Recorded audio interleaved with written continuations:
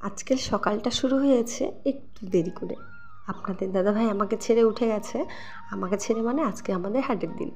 তো ও আগে উঠে গিয়ে ওর সংসারের কাজগুলো করছে, মানে ওর যেগুলো করে রোজগারপাতি হবে আমাদের সংসারের জন্য সেই কাজগুলো করছে।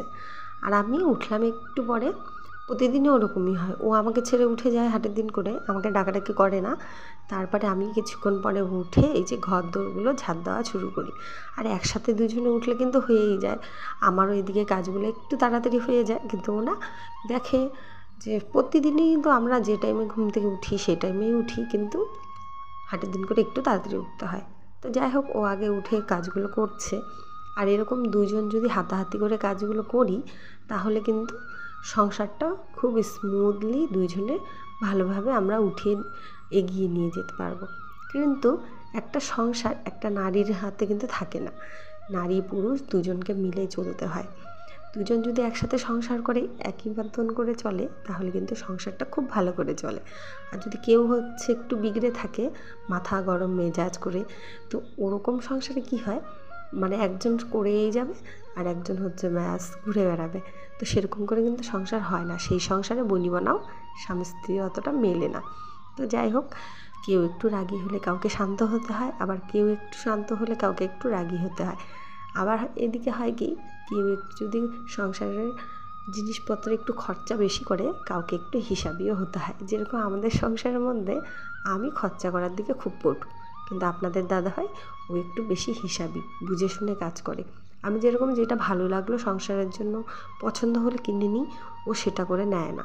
ও নেয় কীরকম করে, যে এই জিনিসটা ভালো লাগলো, ভালো লাগলে নেওয়া হবে না, যে জিনিসটা নিয়ে চিরজীবন হচ্ছে কাজে লাগবে সেই জিনিসটাও নেওয়ার চেষ্টা করে। কিন্তু এক হিসাবে অনেক ভালো। অন্যান্য পুরুষ মানুষরা কীরকম করে জানি না, কিন্তু ও একটু ওরকম টাইপের, মানে বুঝে শুনে খরচা করে, যে জিনিসটা কাজে লাগবে সেটাই নেবে।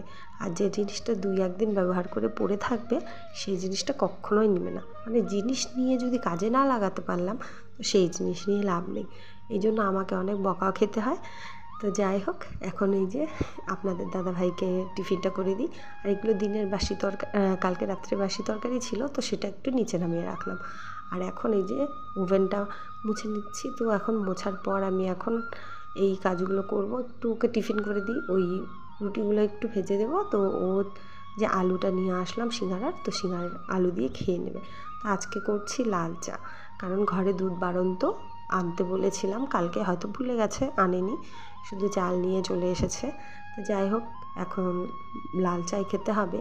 আর এই লাল চা বানাতে আর রান্নাবান্না করতে কী হয়েছে, এদিকে আমার ভাত হবু হবু হয়ে গেছে, তো তারপরে গ্যাস শেষ হয়ে গেছে। তারপরে কি করব, তো ওর যে হাটের গ্যাস সিলিন্ডারটা আছে সেটা লাগিয়ে দিয়েছিল। তো তার আগে আমি এখন এই যে জলগুলো ভরে টরে নিয়ে চাটা বানিয়ে নেব। আর আমার স্বামী কিন্তু প্রচণ্ড ভালো, ও আমার সংসারের সব কিছু কাজে হেল্প করে দেয়। শুধু কি সাথে সাথে থাকতে হয়, তাহলে কিন্তু কাজগুলো ভালো মতন হয়। মানে আমরা মেলামেশা করেই কাজগুলো করি। কথায় আছে না, সংসার সুখী হয় রমণীর গুণে, গুণবান স্বামী যদি থাকে তার শনে। তো দুইজনকেই ভালো হতে হবে। কথায় আছে, অনেকে যেমন বলে নারী হচ্ছে রমণী যদি গুণবতী না হয় সংসার উচ্ছন্নে চলে যাবে, কিন্তু কথাটা সেটা না। স্বামীকেও গুণবান হতে হবে। শুধু বউটা যদি লক্ষ্মীশ্রী ধরে রাখার জন্য এটা ওটা চেষ্টা করে যাচ্ছে, সেটা কিন্তু কখনো সংসারের পক্ষে খাটে না। দুজনকেই সমান তালে মিলিয়ে কাজ করতে হয়। একজন করেই যাবে আর একজন করবে না, বিলাল্লপনা করে ঘুরে বেড়াবে, সেরকম সংসারে কিন্তু কখনোই টিকে না। আছে অনেক অনেক সংসারে সেরকমই। তো যাই হোক, দুজনকেই ভালো হতে হবে, দুজনকে একসাথে চলতে হবে। সংসারটা কিন্তু আমাদের একার না, সংসারটা দুজনারই। তো এখানে এই যে টিফিনগুলো বানিয়ে নিচ্ছি, তারপরে আপনাদের দাদাভাইকে এই যে খেতে দিয়ে দিয়েছি। ও একদমই কিন্তু ক্যামেরার সামনে আসতে চায় না, কখনো কখনো আমি একটু জোর করে নিয়ে আসি। আর কম বয়সে বিয়ে হলে আমরা না সংসারের মর্মটা তখন বুঝি না।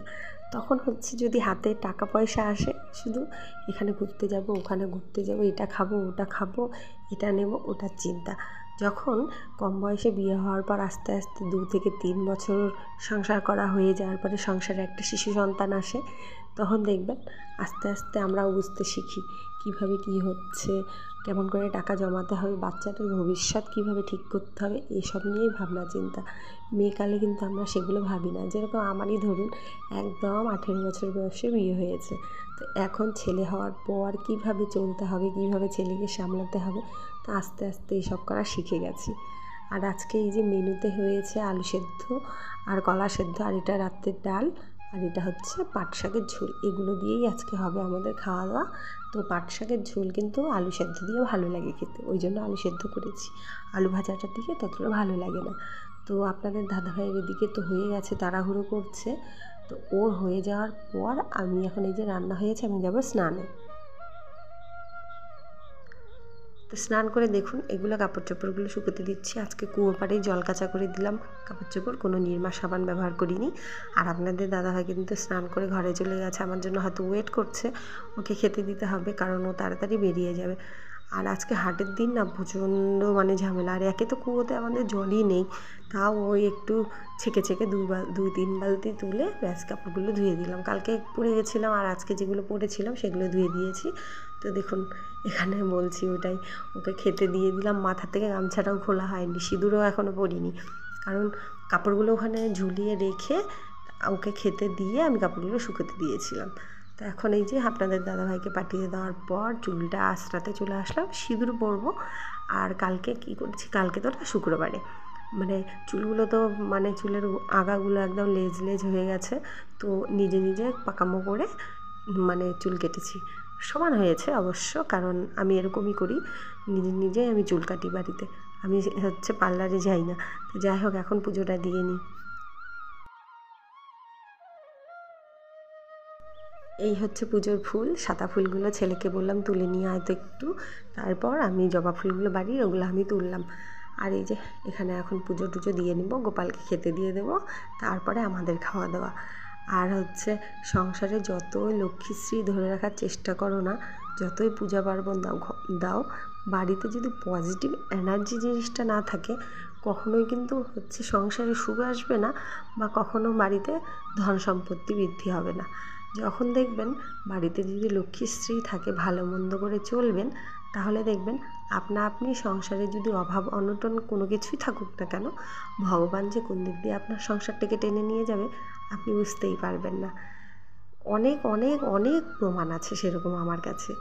আমাদের যেরকম সামান্য একটা হাট করে 2 দিন সংসারটা যে কীভাবে চলে যায় আমি বলতেই পারি না। কোনো দিন আমি টাকা পয়সা সেরকম করে হিসাব করি না, ভগবান সহজভাবে নিয়ে যাচ্ছে যে চলছি, তো ভগবান যেদিকে নিয়ে যাবে সেদিকেই যাব। সেই যতই পুজো আর্চা করেন না কেন, যদি ঘরে লক্ষ্মীশ্রী না থাকে কখনো সংসারে সুখ সমৃদ্ধি বৃদ্ধি হবেই না, এটা সত্যি কথা। আর অনেক অনেক হচ্ছে নিয়ম আছে।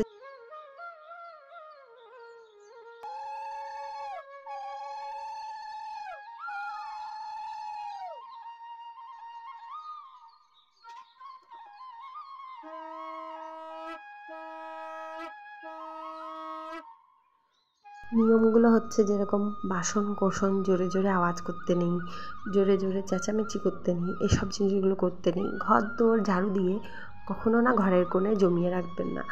আর হচ্ছে সাথে সাথে সেই নোংরাগুলো ভালো কোনো কিছুতে নিয়ে বাইরে ফেলে দিয়ে আসতে হয়। আর হ্যাঁ, রাত্রিবেলা ঘর ঝাড়ু দিলে অবশ্যই সেই নোংরা একদম বাইরে বের করবেন না, ঘরের এক কোণে সাইড করে রেখে দেবেন। পরের দিন যখন বাসি ঘর ঝাড়ু দেবেন তখন সেই নোংরাটা ফেলে দেবেন। আর ঘরের ঝুল যে সেদিন কিন্তু ঝাড়তে নেই, হচ্ছে যেমন শনিবার, মঙ্গলবার, বৃহস্পতিবার, অমাবস্যা, পূর্ণিমা, একাদশী, এসব দিনে কিন্তু ঘরের ঝুল ঝাড়তে নেই। অনেকে হচ্ছে রাত্রের বেলাও ঝুল ঝাড়ে, এগুলো কিন্তু কখনো করতে নেই। এগুলোতেই হচ্ছে লক্ষ্মীশ্রী কখনো বৃদ্ধি হয় না, মা লক্ষ্মী খুব গোসা করে। তো আমার পুজো দেওয়া কমপ্লিট হয়ে গেছে বন্ধুরা। আমার দেখুন গোপুসোনা খাইয়ে দাইয়ে গোপুসোনা একদম ভরপুরভাবে বসে আছে। আর আমার পুজোটা দেওয়া তো একদম শেষ হয়ে গেছে। আর আমার এই কথাবার্তাগুলো তোমাদের যদি ভালো লাগে, আর আমার ব্লগ যদি ভালো লাগে, কোথাও যদি ভালো লেগে থাকে, তো তোমরা অবশ্যই আমার চ্যানেলটি লাইক শেয়ার সাবস্ক্রাইব করে আমার পাশে থাকবেন। আর আপনারা কী কী নিয়ম জানতে চান তো আমাকে কমেন্ট করে বলবেন, আমি অবশ্যই সেগুলোর উত্তর দেওয়ার চেষ্টা করব। আর এই যে পুজো দেওয়া শেষ, আর এখন আমাদের ভুরি ভোজ হবে। তো এই যে আজকের মেনু, আর এই যে বাসি ডাল, আর হচ্ছে পাট শাকের ঝোল তো খাবো না, শুধু শাকটুকু খাবো। তো আজকের মতন আমি ব্লগটা এখানে শেষ করছি। কোথাও যদি ভালো লেগে থাকে তো অবশ্যই আমার চ্যানেলটি আপনারা লাইক শেয়ার সাবস্ক্রাইব করে আমার পাশে থাকবেন। তো আজকের মতন টাটা, সবাই ভালো থাকবে, সুস্থ থাকবে, সাবধানে থাকবে। আর যে আমার ছেলে মুখটা ভেঙিয়ে দিবে একটু। তো আজকের মতন সকলকে টাটা, রাধে রাধে, ভালো থাকবেন।